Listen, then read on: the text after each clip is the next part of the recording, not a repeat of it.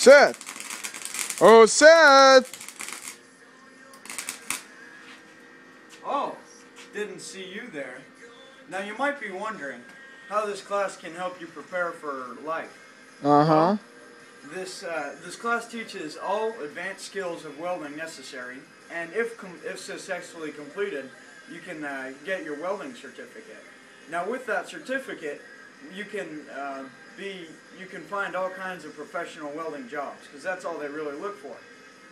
So in summarization, you can pretty much make a welder's salary with only a certificate that you received in high school.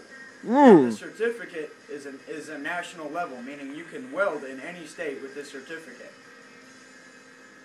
Alright, well that's it. Well, thanks for the tip. You're welcome.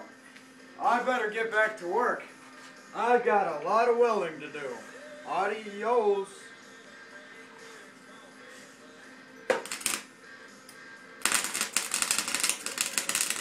My hero.